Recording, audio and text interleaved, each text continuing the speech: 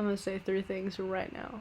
1, I'm really tired because I'm on new medication and I've never been on medication before and I'm dealing with it weird. So I'm really tired and I have excessive yawning and I'm here. But I'm not as energetic as I normally would be. 2, I've redone this video 4 or 5 times. So I'm definitely not as energetic as I could be. And 3 is, I'm really sorry, my laptop is having a fucking time of it, so it sounds like it's dying consistently. The answer is yes. Yes, it is. No, I can't have better lighting because it's 8 o'clock. And yes, this is a Pokemon hat, and behind me is nerd stuff. This may be my new setup for now, until I get better at timing and lighting. So, let's talk about Entrapta. Alright, get energized. Whoa! As I said, I already did this video about 4 or 5 times.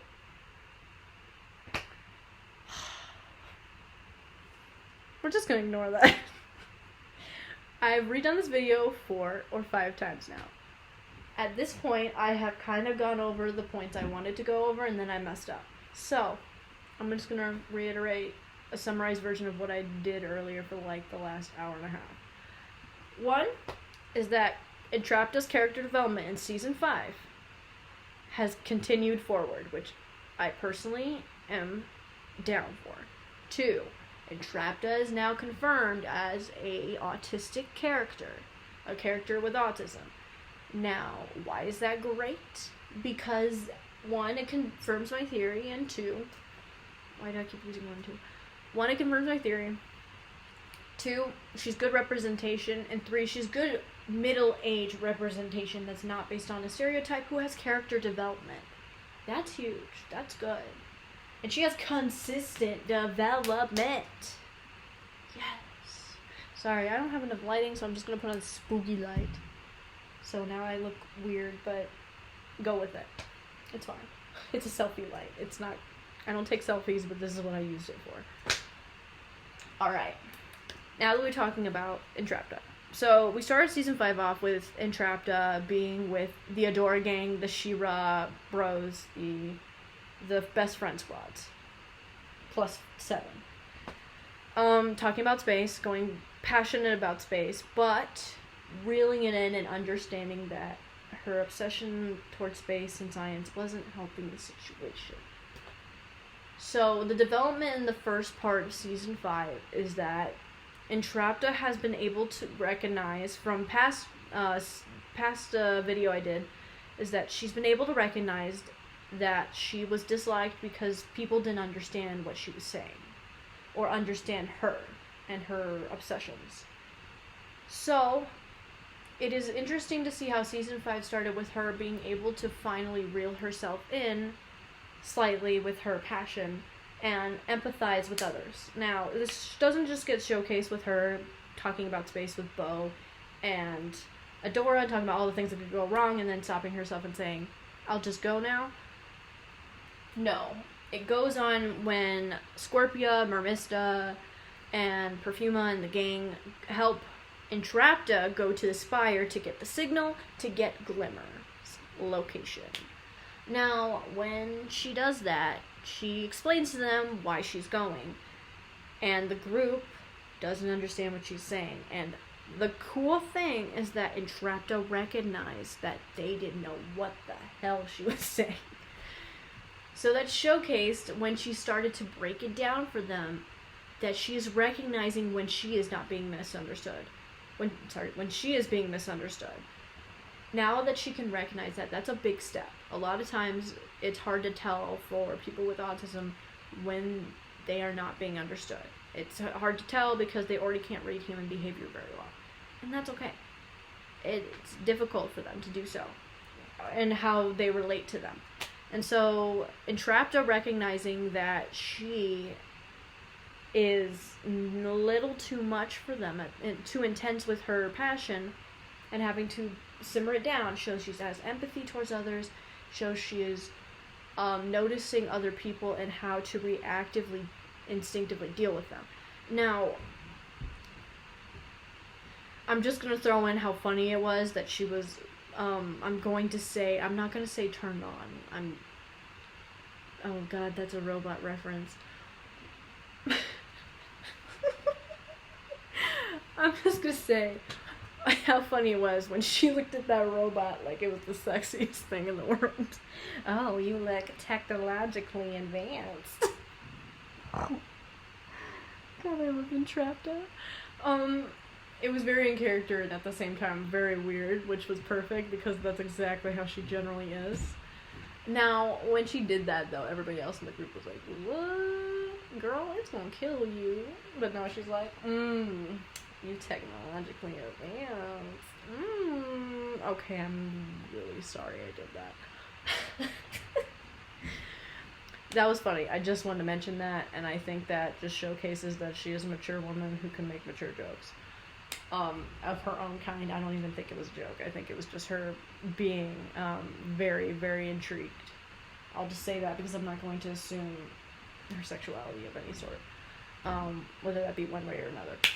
Anyway, so she gets her collection of Glimmer stuff. She goes to space. Now, what I noticed from that instance, and then her going in space with Glimmer, not Glimmer, sorry, she's kidnapped on a spaceship, with Bo and Adora, was she did not hold back her excitement for space when she was in space.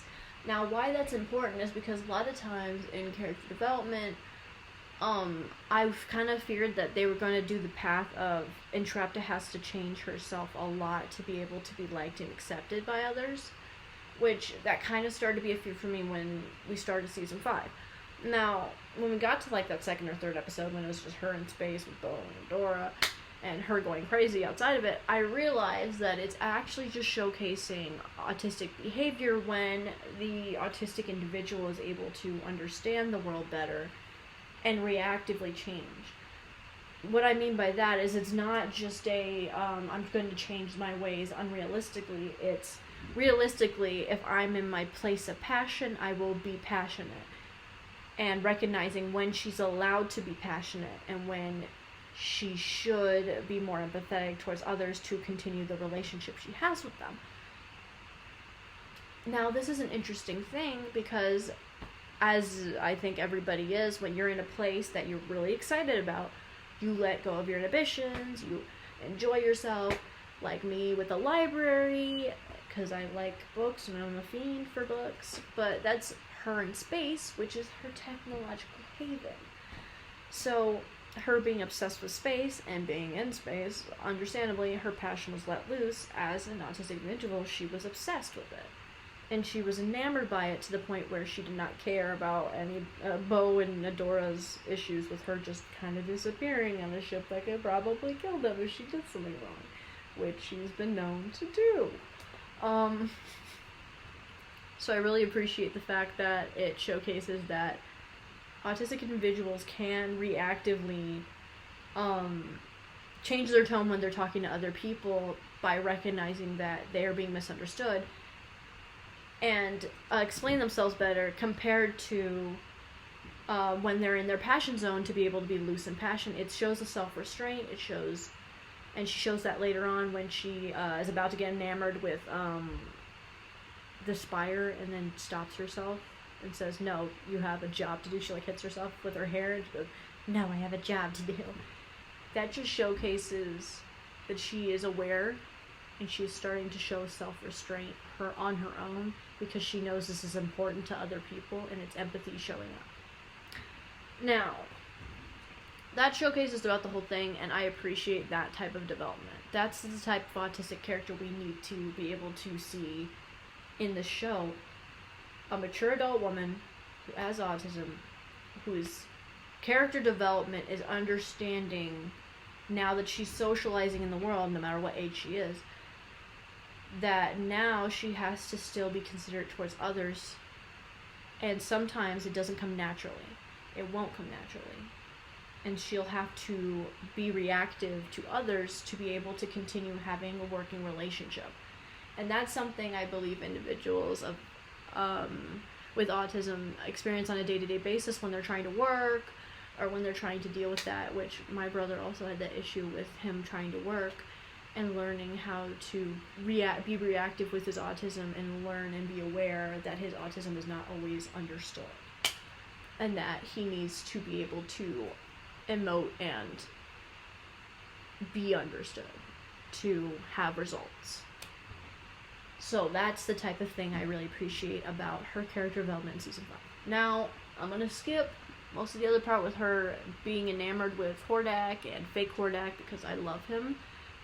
I understand he's the cutest thing since gosh knows what, with his winking and his mama bear teaching him everything and him having a rebellion against his dad, clone daddy. I'm really sorry. I'm never gonna live it down, but it's fine. So the fact is that Entrapta and Hordak obviously have a relationship of some kind because throughout the whole thing, Hordak is trying to remember Entrapta. I'm really sorry for my fans noise. It's like trying to like warn me that it doesn't like me using it like this, and it's like at 14%. I'm really sorry. I'm gonna continue onward. If it bugs you, I really apologize. I'll try and find a way to like minimize it, but I really don't know how. Anyway, so at the end, when spoilers by the way for all of this, I guess, but you already probably guessed that when you were looking at a season 5 analysis, Hordak, when he is being given a command by Horde Prime to destroy Entrapta, who does the cutest little cry ever. I'm just saying that when she makes that cute little sound when she's terrified. Not gonna lie, that was cute as hell. Sorry, I got distracted by remembering it. And then when he like shot at Prime, everyone's like, we knew it was gonna happen, but then you did it, and then we were just happy it did happen. And he's like, you're not my dad. And everyone's like, yes! And he's like, I made a friend. And when he said friend, I was like, I accept this. He did make a friend. To an autistic individual, too, like, being friends with someone is, like, a real hardcore thing. Like, that's, like, the most intimate type of relationship is to be a friend simply with somebody, and someone who calls you a friend proactively. So, was I upset that there wasn't as much, like, Hordak and Entrapta romance? I'm surprisingly not upset with that, because the way that they portrayed character development is more important to me than me wanting my ship to work. Because it's never been about the ship to me, it's been about the characters themselves and their development. Now, Hordak being Hordak now with white hair because the Horde Prime's terrible and made him bleach his hair. And go through torture to be reprogrammed, which obviously didn't work, but now Entrapta has a white-haired boyfriend, and I'm okay with that. Even if he isn't a boyfriend. I don't know if you like the ship, Hordak and Entrapta together, but it is say on the wiki page that they're insignificant others. That can just mean somebody who's really close to somebody. True. I might just keep talking like they're a ship because I really want it, and to be completely honest, I think they're just like one of those slow friendship relationships that kind of blossom and neither of them put a label to it because it's just more important that they stay friends. Which I feel so calmly. Oh. Anyway, I've just been looking at their fan arts of them like walking on the beach together and Hordak in like his like slit dress, because I don't know if you know this, but a lot of people draw Hordak in like a slit dress, and I think that's because one of the creators said that's what he would kind of like look like, maybe. I think there's been like something that propelled that image of a dress for Hordak, like really hardcore. I don't know if it was an artist, and I don't know if it was like the Netflix cast themselves or like the directors or anything, but I'm living for it. Also, I just love them. So season 5 ended greatly because Entrapta was excited to be around Hordak, and Hordak was obviously excited to be around Entrapta. And I just appreciated that they didn't force a romance too, because it's it's not great to like force too much romance, and they definitely got some romance in. We all know it.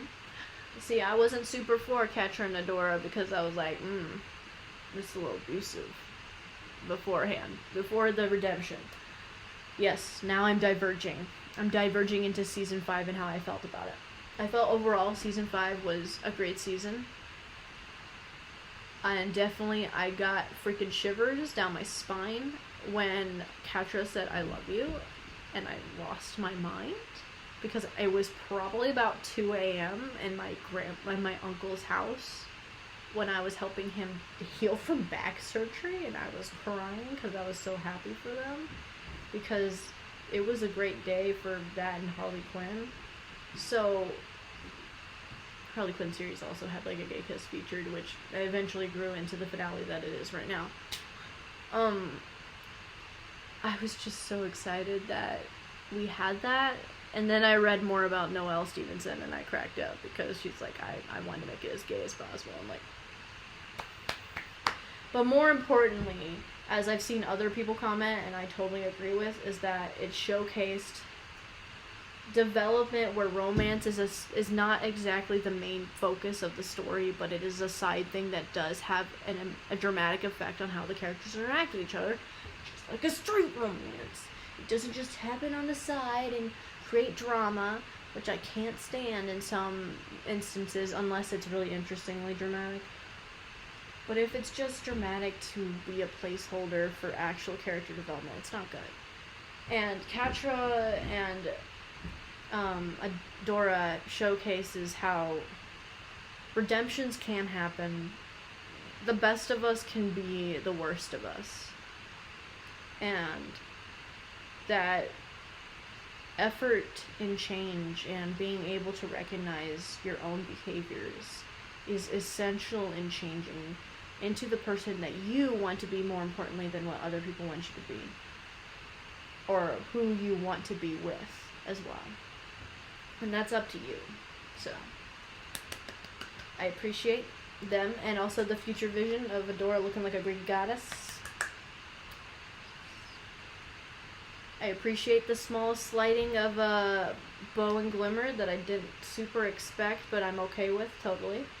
I enjoyed the Scorpion perfume moments. I enjoyed Scorpion just being a good girl in general, because she is, and if they'd dodged that, I would have been upset. I appreciate a little Double Trouble showing up. They were amazing, even though they weren't exactly what I was expecting to be doing. I didn't expect them to just kind of show up and then disappear, but I guess that's what Double Trouble does best. Either way, I like Double Trouble as a character because they're amazing and their voice actor is amazing. So, or voice actor is unisex. So yeah. So, in short, season 5 was great. Showcased a lot of interesting developments between characters, like Micah having talks with Shadow Weaver, and who else had like really interesting talks? Perfuma and Scorpia. Finally seeing Seahawk and Mermista kind of confirming a lot of things we already guessed and thought that they were a couple, but more importantly, I just super enjoyed Mermista admitting that she set fire to a ship.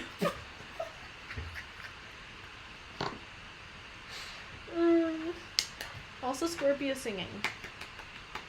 Also Perfuma believing in Scorpia and then telling Catra she didn't know Scorpia as much as she did. Which is true, and she knew it, and it had to hurt so we can deal. Also, Milog was a perfect insinuation of a way for Catra to be able to start growing as a person when something reacts to her feelings. So it is an anxiety type of animal, or a, what's the word? An animal that helps you through whatever you're going through. I'm just going to say a therapy cat? Therapy alien. That's it. Therapy alien. So, one moment that really shook me though, and I don't know if it's just me and my like small fascination with villains, But when Shadow Weaver, the abuser of both Adora, Catra, and Glimmer, and like everybody else, really. And despite that, like, I still enjoyed Shadow Weaver as a character because she was so weirdly unknowing, like, mystifying, because I knew what she wanted, but at the same time I didn't know what she wanted at that moment. Like, I knew she craved power, but I didn't know how she wanted it. And that was interesting. But regardless, I was more impressed with the fact that the way that Shadow Weaver basically looked at Catra and said, Catra, you deserve to be happy, but I've gone too far. That was the biggest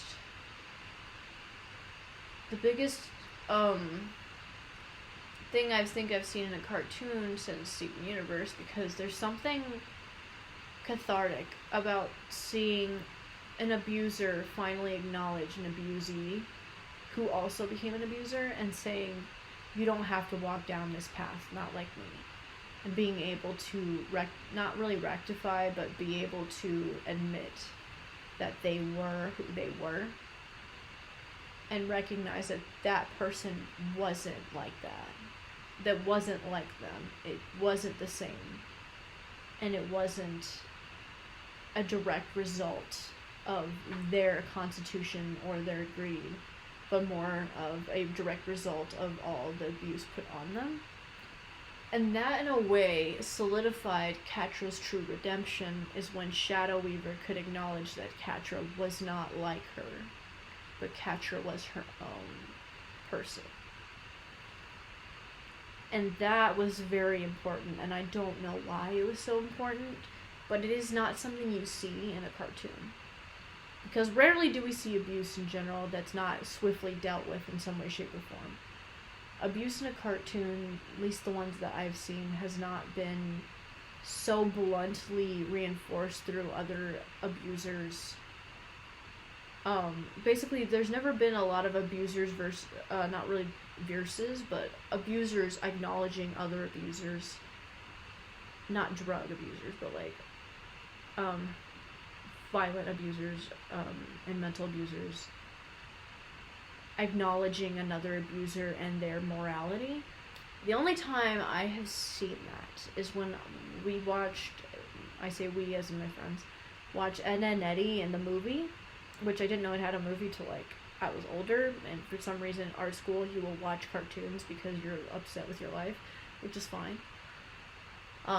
It wasn't me who watched it, I just kind of sat there and watched it with them, because I slept listening to Edna and Eddie, which is pretty interesting as an experience. So I didn't know how to movie. Now, this movie is great, first of all. I'm just going to say that now, because it finally answered a lot of questions we'd all been asking about Edna and Eddie. Which, spoiler alert, I'm about to spoil Edna and Eddie, the movie. I'm going to give you 3 seconds. 1, 2, 3. So at the end of the movie, Eddie, aka the one that wants to be really cool and always talks about his brother all the time and is like the head of the Eds, has a brother. He always talked about being the coolest dude ever, liking him, it's amazing. But then you finally see him, the first adult you kind of finally see to a degree, and he turns out to be an abusive sibling who abuses Eddie, and the kids who were trying to attack Eddie because of something he had done to them, they realized and acknowledged that their abuse that they were going to put on Ed and Eddie was not as bad as the abuse that Eddie had been dealing with. And they recognized that their abuse wasn't really abuse, it was just direct anger. And it was them. I don't acknowledge how fast they forgive, but they are kids, so it's understandable why it's easy to forgive and forget and change as children, which is why Catra also gets leniency because she's younger, and Shadow Weaver does not because she's an older woman who's gone through life and chose the path she chose very directly. Sorry, I'm like half blinking and I'm not sure why I made this video 25 minutes long because I'm talking about the Edna and Eddie movie. But witnessing Edna and Eddie and an abuser with abusers not really abusers, but like angry children confronting an abuser. That is one of the only times I have seen abuse tackled head on, and by other people who could be considered abusive, in a way that's kind of similar to what happened in Jira. Is that these kids were like, we're gonna kill Ed and Eddie, we're gonna get him, especially Eddie. And then to witness Eddie being subjected to sibling violence so abusive that it was like painful to watch, even for like the people that didn't like him. It definitely showcases what a redemption type of arc can look like and how fast it can change depending on the child's age. And something I appreciate is that Shadow Weaver is the representation of, there are some people that you cannot forgive, but you will never forget. And Shadow Weaver, as Catra and Adora cried watching as she said goodbye, essentially, as she used the rest of her power to destroy, like, whatever the wormy thing was that I don't remember the name of because it's been a little bit. And us seeing her face was powerful enough, but her basically saying, take care of each other, you're better than I am, and I hope you always will be, was the harshest thing ever to hear, considering all the things she has said to her, how she's manipulated her and Catra and Adora both heavily, was really, oof. Shadow Weaver was the epitome of an abuser that did not deserve to be forgiven and would never be forgotten. And Catra is the epitome of forgiveness is not forgetting, but simply changing how you act. You can be forgiven.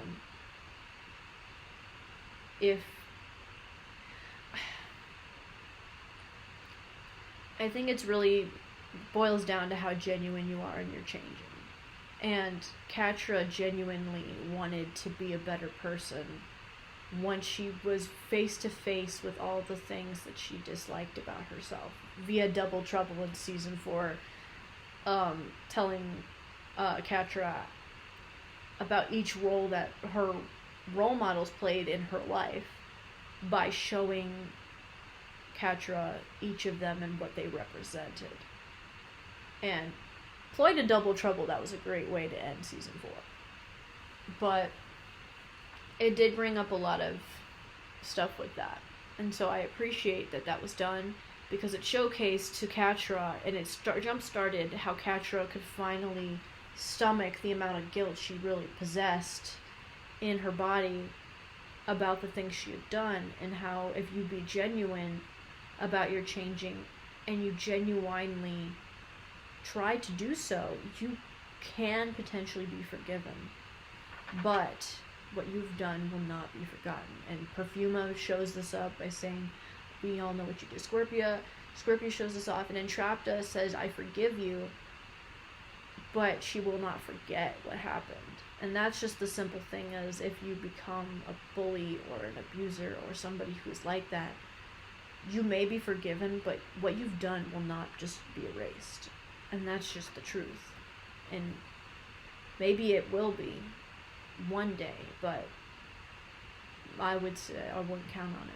And so that's what makes Catra's narrative throughout all those seasons and the change more powerful in so many ways, is that other characters supported the change, went along with the change, confronted the change. They had mixed reactions, and that was more believable. And I appreciate that a lot. I've been talking for so long. Basically, season 5 was great. I really appreciated the kiss and a lot. I started crying, and I also appreciate Horde Prime being basically expelled like in spirit from Hordak, and Entrapta finally having a happy ending of being around Hordak, whether that's in love or not. That's totally up to everybody else, but I personally believe that it's a start of a good relationship, whether it's friendship or not. And that's my thoughts, is I think the ending was satisfactory. Entrapta had character development. fake Hordak is probably their fake son. And I believe that that's the best possible ending I could have gotten out of that, with something that satisfied me. Didn't super wow me as much as I needed it to, but at the same time I didn't need it to wow me. I needed it to be satisfying, because that's what it deserved. Now, I'm going to stop this creepy light from shining in my face. Gotta go up 3 phases before it, like, goes off, so now I'm in, like, half shadows. But that's what I really enjoyed about Season 5 analysis. And this is me, Captain Aries. I did a 30-minute video this time, so I'm really sorry. But I was asked to make a Season 5 reaction to Entrapta and continuation. And I have a lot of thoughts about it, so... yeah, I still got a lot of thoughts about it. I think there's, like, one scene that's, like, particularly bugging me, but I can't remember what it is right now. But, like, in a good way. Yeah. I really enjoyed it. I'm probably going to make a video about VR chat soon. I don't know if anyone made it all the way to 30 minutes in. Proud of you if you did. Like, seriously. Like, I wouldn't listen to somebody for 30 minutes without any cool, like, cutscenes or anything. So, thank you, and I appreciate you from the bottom of my heart if you did watch it all. If you didn't, I still appreciate you for just watching and giving me views. Thank you. Bye. Till next time.